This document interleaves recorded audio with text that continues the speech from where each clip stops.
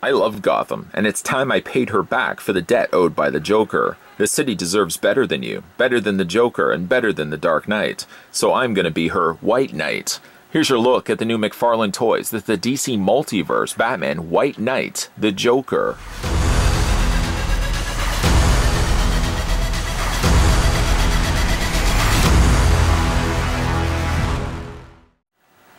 Once the Clown Prince of Crime and Batman's greatest supervillain, the Joker has been cured of his madness.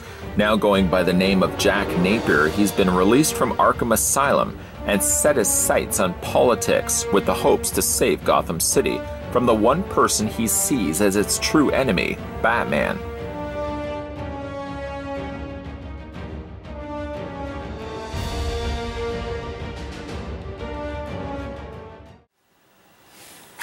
Before we get a closer look at the White Knight Joker, the first thing we're going to do is figure out how tall the figure actually stands.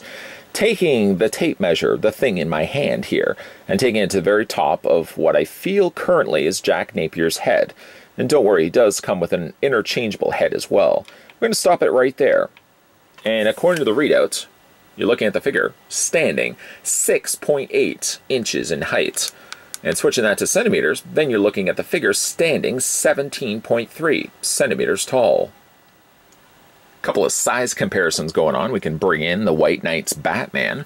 Batman is a little bit taller than Jack Napier. I know I haven't referred to him much yet as Joker. There's a reasoning for that. And I thought also just for fun, even though she's not technically part of the same world, we can bring in Harley Quinn. I didn't realize Harley Quinn was so much taller than the other two. To be fair, they are standing on top of stands. To be fair, technically, Batman could have slightly more straighter legs. But she does still seem taller than the other two figures. Joker in the middle is a lot smaller than Harley Quinn to his right. Looking at the figure's accessories, the first thing we'll have a look at is the trading card. Just to show you the other trading card, this is the one that came included with Batman. Again, you can see the art style. White Knight, one of the things that I wanted to note about the particular story that stood out to me was, for starters, it was interesting the fact that there was that role reversal. But the other thing as well, I thought the artwork was really top-notch. I mean, you can kind of see an idea of the kind of artwork styling that this particular story did bring. You can see in the front, there's Napier, who will, of course, alternate with Joker. We'll talk about that in a second. And you got this silhouette of Batman, not quite fully a silhouette. As you can see, you still see some of the details. Just a really nice contrast of the two characters and how their roles are reversed in the story. Flipping around to the back, and then on the back, the source is, in this case, Batman White Knight number 8. Real name is Jack Napier. Height is 6'3", and the weight is 173 pounds. Down below there's the read-up. The read-up I've already actually mentioned at the beginning of this review. It's the same one that we used at the beginning of the intro. But nice, good, thick card. As with this one, I'm going to be putting them inside card sleeves because I like to hold on to these because I really do like the artwork that they use for those. Okay, so let's have a look at the accessories. Now, he does come with two. One is more specific to changing the character, while the other one is simply just for blasty blasty. He does come included with an extended revolver. Sort of as he plays his name, being Jack Napier, is a nod to the original 1989 Tim Burton film of Batman. So too also is this extended revolver. As you can see, it's the same style of revolver that Jack Nicholson's Joker wields to take down the Batwing. Just shoots that into the sky. In a way, I would have been happy as well to see a smaller version of this to be carried along for Jack Napier, as opposed to just giving him the over-the-top length one for the Joker. And this also represents the only accessory that the figure comes included with. For, though, the credit, it does have some decent paint. The handle, as you can see, has been painted on black on both sides, leaving still the barrier in between, where the silver metal, and then this would just been sandwiched on both sides. A decent looking revolver when it's all said and done. You can actually fit it into his hand. He has two hands, that's usually how it goes, but he has one specific hand that sort of moves closer to the idea of this hand being the more suitable candidate for displaying him with the revolver. The reason why I say that is not only does it fit in his hand a little bit easier, but he does also have right there a trigger finger that fits right where trigger on the revolver would actually be. So this is the hand that you'd really want to display him with. Would I likely display him with this particular one? No, I wouldn't. I would display it all, obviously more so with the Joker head sculpt. Let's go ahead and put that to the side. As I mentioned, he does come with 2 head portraits, which is a nice touch. He comes with the Jack Napier head sculpt, which I currently have. I felt it made more sense at the beginning of the review to start with his Jack Napier portrait and then transition him over to the look of the Joker, as he does in the comics as well. He eventually does become tolerant to the idea of the medication that he's using. So unfortunately, though he has good intentions to stay sane, you can see Jack Napier slowly starts turning back over to the role of the clown, if you will. A nice touch that they did do, though, both on the Joker head sculpt and Napier's head sculpt, is he does have one normal eye, that being done in brown. But then he has one crazier eye done in the more neon green. And that carries over also to the head sculpt for the Joker as well. Intended, I'm sure, was the plan. I do like also that the head sculpt bears some resemblance, I feel, to the way the younger Jack Napier looked when he shot Bruce's parents in the '89 film. I kind of see it. I don't know. Maybe it's just me. I think the head sculpt is really quite good.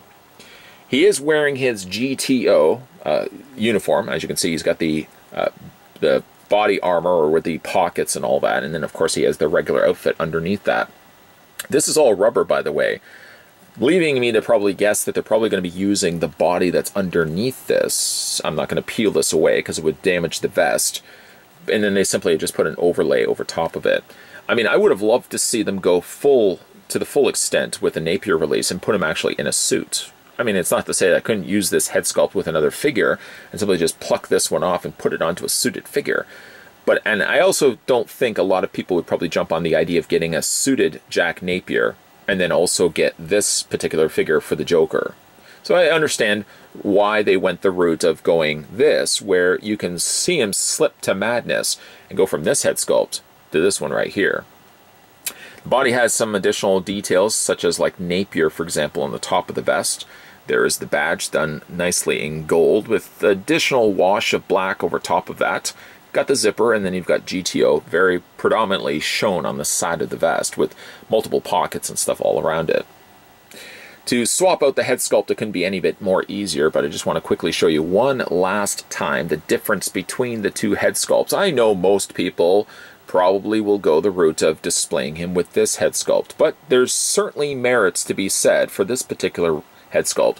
I really like what it's done. Like, it really does look good. It looks like, as I mentioned with the Batman, like something perhaps that was pulled from an animated feature of the Batman White Knight.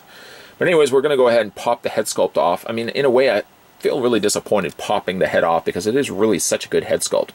Kind of reminds me also like Crispin Glover, who I always thought was a strong candidate back in the day of being a great-looking Joker. That never came about. Anyways, we're going to go ahead and pop the head sculpt back on. This is now the Joker head sculpt, and this is the way actually he comes out of packaging. This is the head sculpt that he has.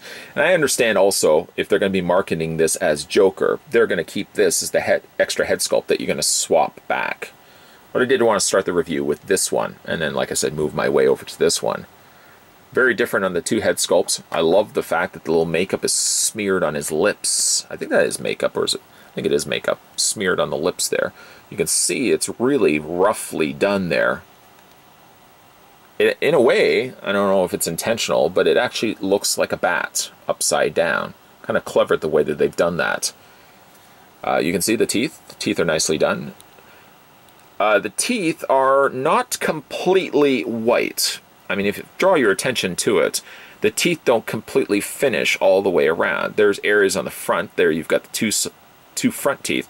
And then you've sort of got teeth on the side, but I mean, it seems so overwhelmed by the gums. The gums are really taken over here. You can see his bottom teeth. His tongue is there present, and there's some additional black that's been painted around the bottom of the lip as well. I really like this head sculpt. The hair is slightly tousled. It's got some nice dark colorings, dark undertones added to the otherwise lime green. You can see all the additional brown, or the additional black that they've added to that as well. Really nice, really nicely done on the piece. The thing about it too, obviously, is the skin tone of his neck will be closer in color scheme to Napier's color. So like Joker's head sculpt will be a little bit more whiter, obviously, by contrast.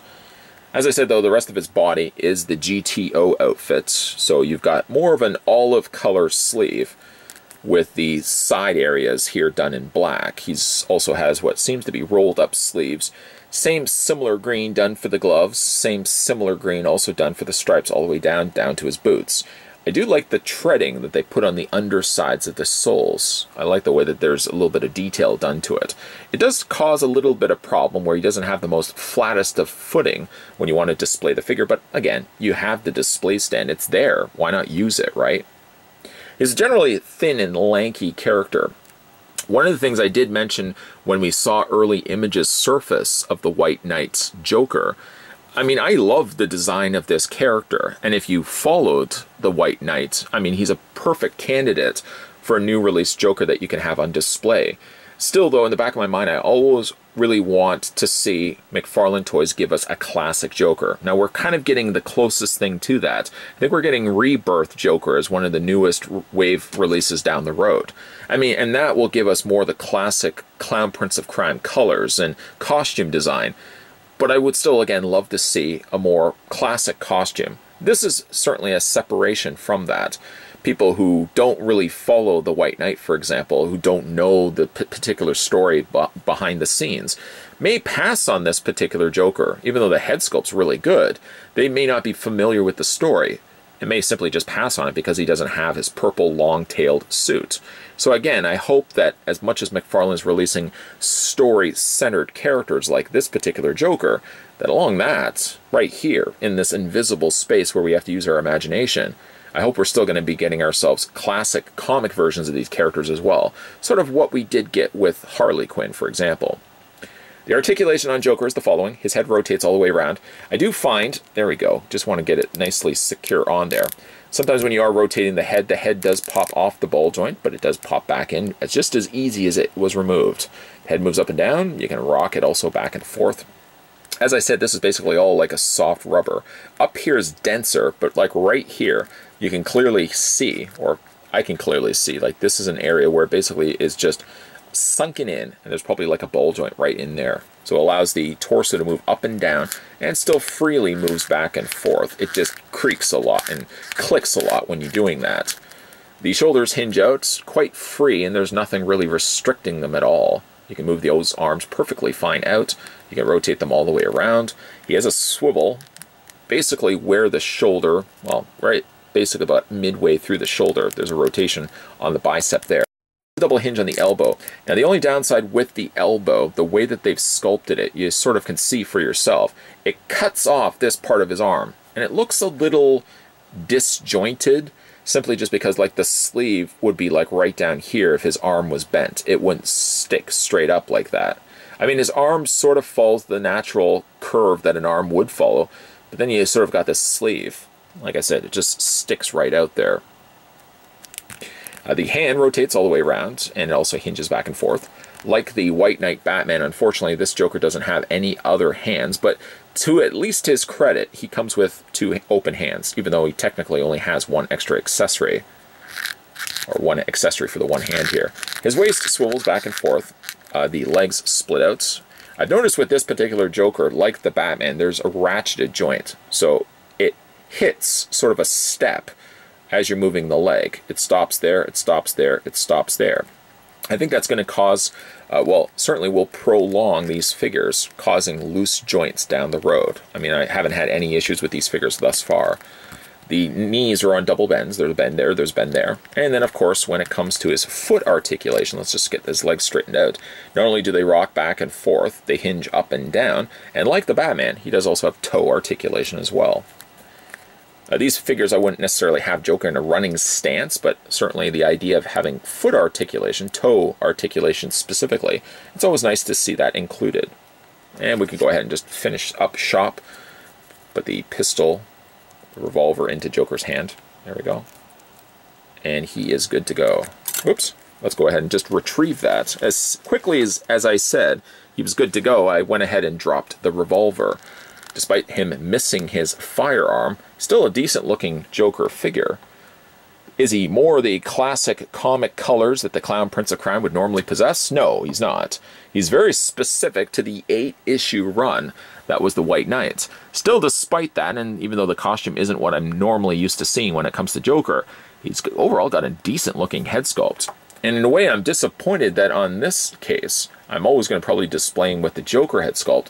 And unfortunately, this poor, decent sculpt of Jack Napier is completely going to be left out of the mix. Retrieving the revolver and putting it back in its rightful place, the hands of Jack Napier, or should I now call him Joker, we now are ready for final looks. In final looks, I present to you a decent, when it's all said and done, looking Joker. It's not your traditional Joker, no, and it's pulled from the pages of an 8-issue run called Batman White Knight, which might I also add if you haven't had a chance to read it. Being that it's 8 issues, it's quite easy to digest, and it's really interesting to see the roles of Joker and Batman switched, and Joker actually being a good guy for at least a time period. I like that at least we did get ourselves a representation of Joker here presented by McFarlane Toys, though it's very centric around this story. The downside to it, as I've stated in the past videos as well, is while it's great and fine and good that McFarlane Toys wants to cater to the die-hard collectors that want to get specifically a Joker from White Knight. The downside, though, is it does, I feel, alienate the casual collectors. You know those ones that probably never collected a figure, or they haven't collected figures for a long time, and they just walk into a store and they spot a Joker. They pick it up and they say, well, that's a nice looking head sculpt, but I don't really recognize what he's wearing. Where is his purple jacket? Where is his purple pants? And then maybe follows that up with putting the figure back on the shelf. I feel as good as these figures are in catering to the market that they are gearing them towards. Like, I like the design of Joker, but I'm not also a casual collector of these either. I'm not new to this rodeo. I've been collecting for a while. So the idea of getting a Joker specifically from this story works fine for me.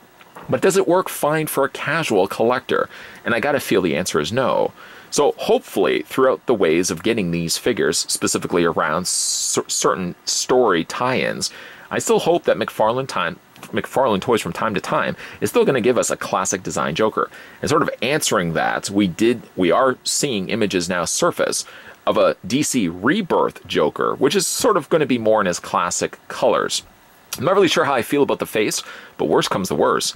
I'm sure they're probably using the exact same ball joints. I could probably take this head sculpt off and swap it so I have the more comic accurate costume from the other Joker. We'll see if that is the case. Maybe I might just end up liking the Joker as is. But let me know down below in the comments section what you guys think of it. Also, let me know if you'd like to see more classic designs of characters, or you're liking the idea that McFarlane Toys is simply just going with comic runs for a lot of these releases. This is now the second Joker that we've gotten, the first one being the Arkham Asylum Joker, and of the two, I mean, it's hard to really pick. It's like picking your favorite child.